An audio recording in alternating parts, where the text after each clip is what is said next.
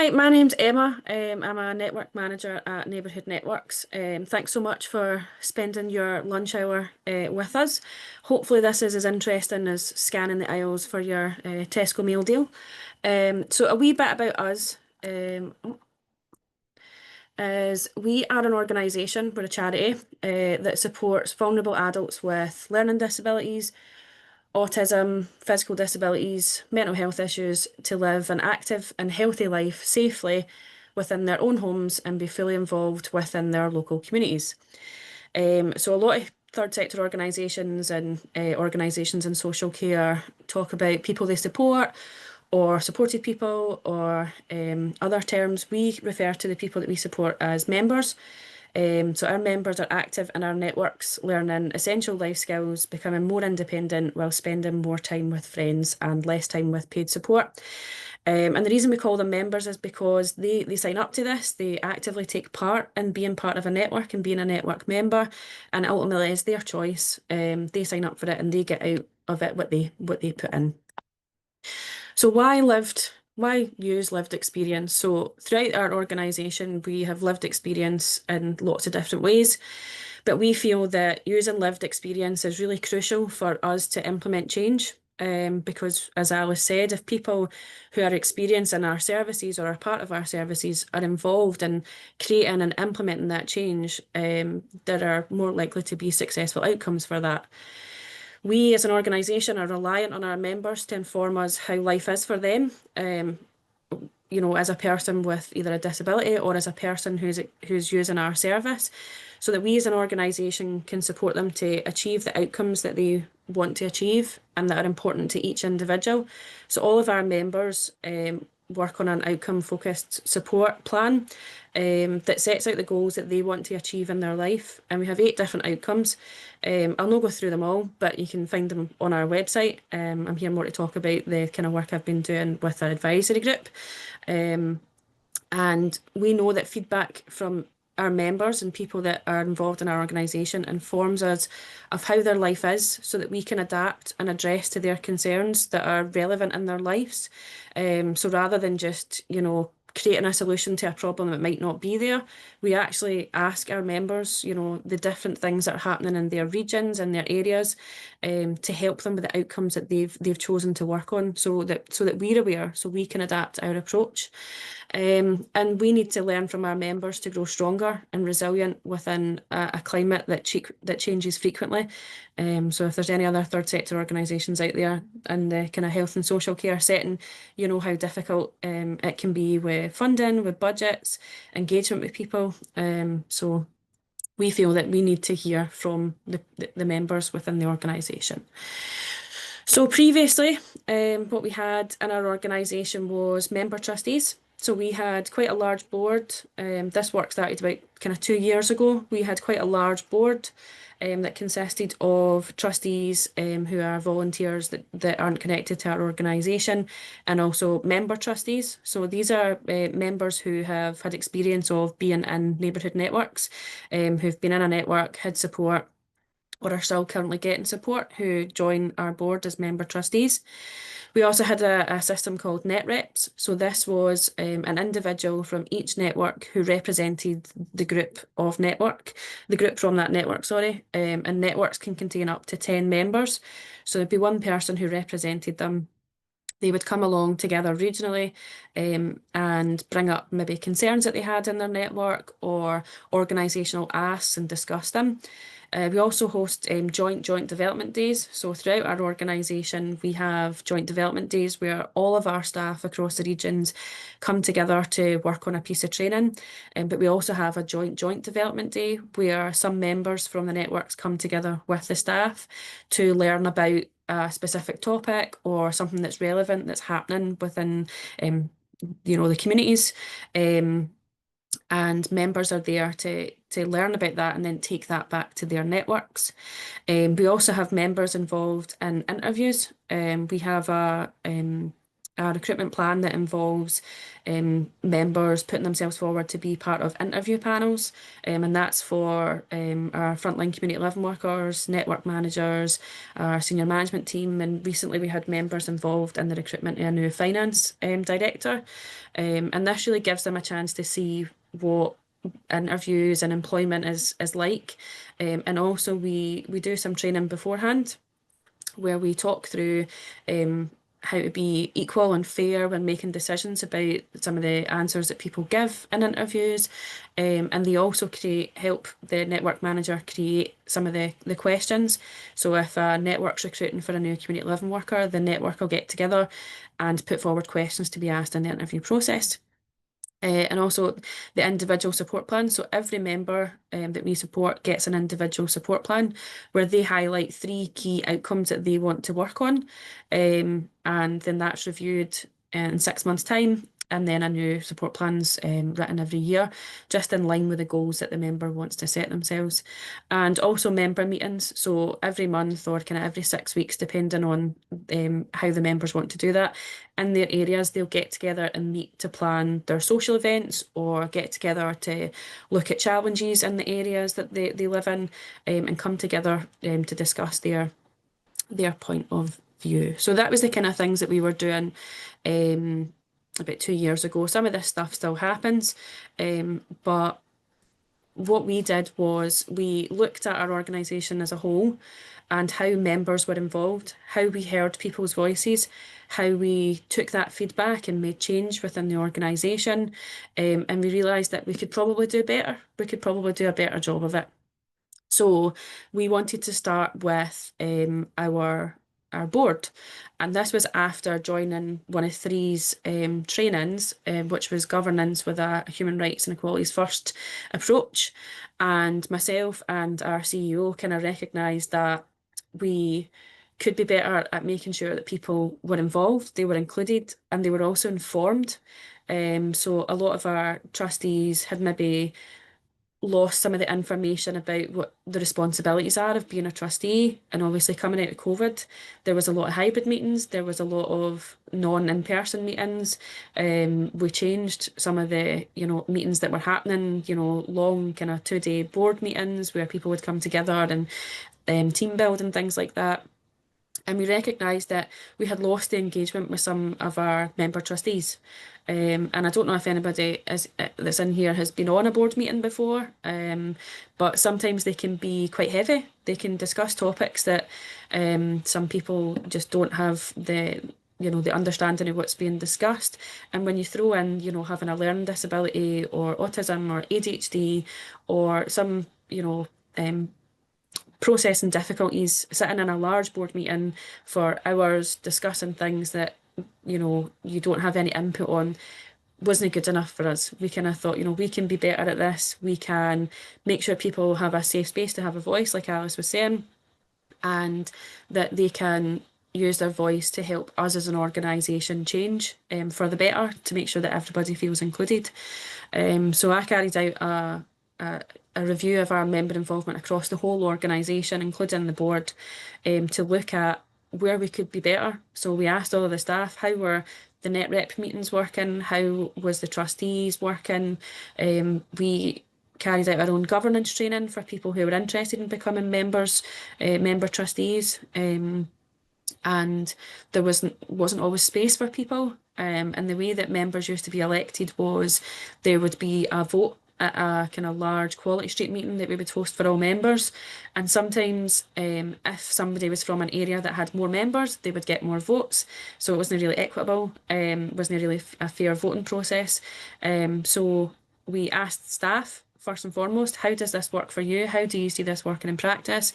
And then we spoke with other third sector organisations about how they include people at board level within their governance, and we ultimately made the decision that something needed to change.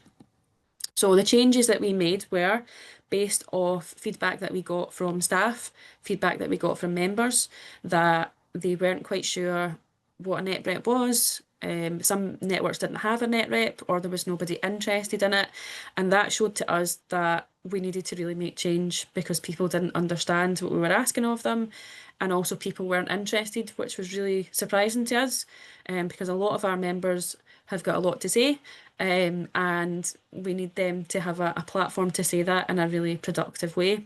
So what we changed was we trialed the idea of a kind of shadow board, an advisory group, and we put together just some brief information on it, just to go out to networks and ask members, would this be a positive change? Do you think members would more likely to be attending these meetings and being part of NAG rather than going to board meetings and being an official trustee? So that was one of the biggest changes that we've made so far, as we've created what is now named the Neighbourhood Networks Advisory Group, which is shortened to NAG, which I feel is really clever and quite funny. And NAG is forming to be a safe place for our members to come together to look at some of the things that are being discussed within the board meetings, to give their input as members, but to also look at things within the organisation for their accessibility, for making sure we're on the right page when we're trying to make changes, when we're trying to make decisions about things. And that was one of the big changes that came out with that. So we replaced our net rep system and our member trustee voting system to be that there would be two members from our organisation as part of our board, and they would either be the chair or the chair in waiting. And as part of that, they would go through kind of more accessible training that really explained exactly what being part of a board is. You know, the responsibilities, registering to OSCAR, registering to Companies House, actually having your name on a place where you are, you know, helping to be responsible for the running of a charity, which was missing. So I'm involved in the NAG as the facilitator, and how we made the change. So, like I say, I did the kind of roadshow around the networks, and what we did was just a brief explanation about what we were trying to achieve, who we thought the ideal candidates would be, you know, so what we were specifically looking for, just to help people understand what it is we were asking. And also one of the things we really wanted to make sure was that people actually wanted to be there. People actually wanted to be part of an advisory group that wanted to help shape the organisation, because for some members, just having the title as a trustee was enough for them, just to say, oh well, I'm a trustee of Neighbourhood Networks. But some members really want to get into the nitty-gritty of how an organisation is run, how a charity gets its funding, how charities make decisions, and also to make sure that we are making people aware of our board. You know, a lot of charities, a board sits really separate from an organisation, but our board still sits separately, but is quite connected to our CEO and our senior management team. And we want to bridge that gap between the board and our members. So we thought that creating a safe space like NAG would be ideal for it. So we did the roadshows, and the people were put their names forward who were interested to find out more information. And also we asked our staff to kind of go through the members in their network that, you know, have opinions on things in society, have opinions on charities, organisations, and kind of prompt them and ask them if this would be something they were interested in.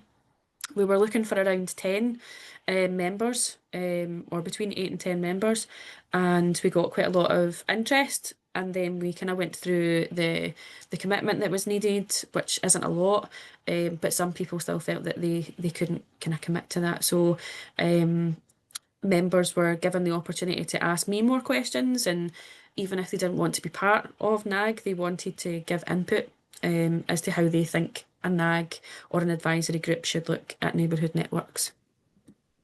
So some of the challenges that we faced, and we're still facing kind of 2 years on, is that change can be scary. Change can be scary for lots of people, and for a few of our member trustees, they were quite scared of, you know, taking a step away from the board and the board meetings themselves and becoming members of NAG.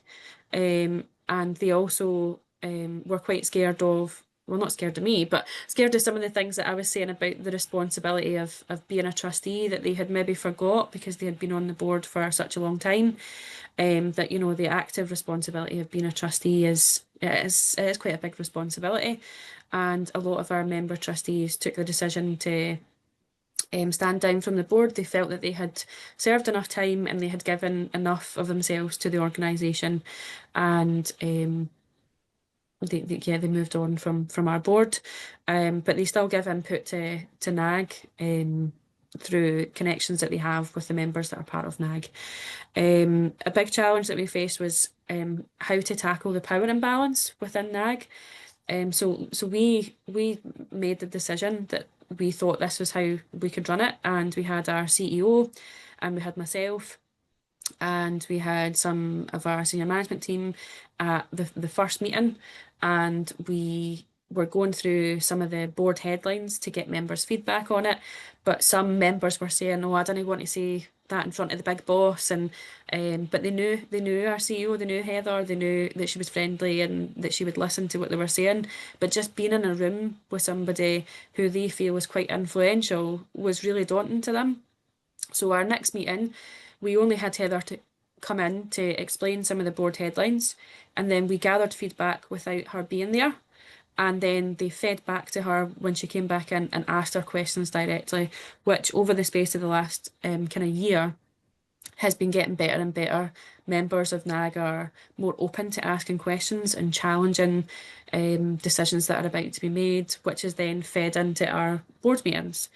So that was a big challenge that we don't feel we're fully over it, but we are overcoming that challenge of you have as much power to say what you want to say as you know our CEO does. Another big challenge is still trying to get people to engage with this process. So we have 6 members on NAG. Would ideally like to get the full complement of 10, but we're outweighing that with the fact that we want people who are genuinely interested in, you know, helping shape our organisation rather than just filling the numbers. So that's a personal challenge for me. I'd like to have 10, but realistically, the 6 members we have in NAG have been giving us really good input, really good feedback, and are really sharing what it's like to be them and their local communities and them as a person living with their different you know, challenges in their life, and bringing that so that it opens our eyes to how we should change within the organisation as well. So those were our kind of biggest challenges. We're still looking for more females. We have 1 female to 5 men. I don't know if that's a common thing for these sorts of groups, but we just haven't had the interest from more females than men, but I'm sure that's something we'll overcome. We also had a group of students from the Glasgow School of Art come in and really look at where we are and how we could be better. So there are still some challenges within that. A big one is that we would like NAG to be as self-led as possible. But unfortunately, although we've been running for a year, we've only had kind of 4 official NAG meetings. So the frequency we're looking at to kind of change that. But within the students' research, it showed that we were on the right track, but there were still some things that we could implement that would really help amplify people's voices within the organisation as a whole, rather than just within NAG, and how we create that gap between NAG representing members and speaking for them when each individual member still has a voice. So how do we create that feedback channel to make sure that still happens? So our successes, I feel like over the last year, the members of NAG have really improved in their confidence.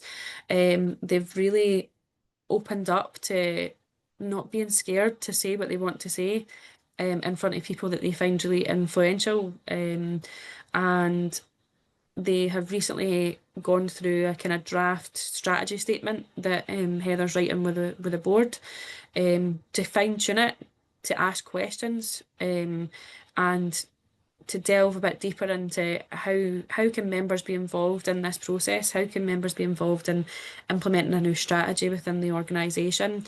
And I mean, just having six people, which doesn't sound like a lot, but six people really engaged in this process has been a massive success over the last year. They've set up a WhatsApp group. They're communicating with each other outside the NAG meetings and really building connections and relationships with each other. And those six members are spread far out across the central belt. So they're managing to keep connected and discussing things that are going on in their day-to-day lives without being at a NAG meeting. Um, I think there's been some really good feedback that has gone to the board from NAG, which is a massive success. And the board are really enjoying actually hearing from members and their perspective on things that we're trying to implement, or, we have a system which is kind of like traffic lights or flags, like red, amber, and green. And NAG have asked that to change some of the wording because red was like danger, and they felt that that was quite alarming. So red was things that need to be addressed and need to look at quickly. Amber was changed to keeping an eye on, and green was, sorry, really good. So just those words helped members become more engaged with the actual process to give the feedback, because at first it was, oh, this is danger, this is scary, and they didn't feel like they could say anything to that. Whereas just the simple changing of the words meant that people were more engaged and open about giving their opinion. So there's lots of successes, and I mean, this is only, how long have I got left? I could be here for hours talking about the kind of small micro successes within the NAG, but we feel like it's going really well, and it's on a future journey to become a really pivotal part of our organisation, and hopefully being member led makes it even better, because I'm there facilitating and being the best facilitator that I can, where I'm not putting my opinion on things, or I suppose that's a challenge as well, actually, not putting my opinion on things or things that I already know about, or things that I'm interested in. I'm purely just there to get people's feedback. So it's trying to find those different ways to actually gather the feedback as well. But members have been really receptive to it. So I suppose that's a lot of the learning as well. Um, I think one of the biggest things is to drop the assumptions. Drop the assumptions that people don't know what you're gonna ask them about. This is too complex, this is too this is too that. If you make something accessible for everybody from the get-go, people are more likely going to be able to understand and give you feedback on it. Um, One of the biggest parts was just learning how people who have never met before come together and give their opinion. Just, the simple act of asking somebody who they are scared to say something in front of, not because she's a scary person, but she has, a position in an organisation that they're part of. And yourself, the CEO, that's an important person. Just asking them to leave the room so that they can give feedback, that they're not fearful of repercussion, or and a big thing as well that Maya from GCVS kind of spoke about to me as well is that um, feedback exhaustion or something similar, where how much is too much? How much are we asking of people? How much feedback are we asking of people? When are we asking them it? Is this the right time? We've already just asked them about this kind of thing. So just making sure that when we are asking for feedback, it's done in a way that makes sense. It's not just sprung on people, and we're creating opportunities for people to feedback consistently rather than just when we need it as an organisation. Obviously, those two go hand in hand. When you need feedback, you need feedback. But it's about making sure there's a space for people to just give that feedback freely. And we feel that NAG is on its way to doing that. Um, so that's me. Like I say, I could go on and on and on, and I've tried to keep it as short and simple as possible. But I open any questions about NAG or about neighbourhood networks. I'll stop sharing.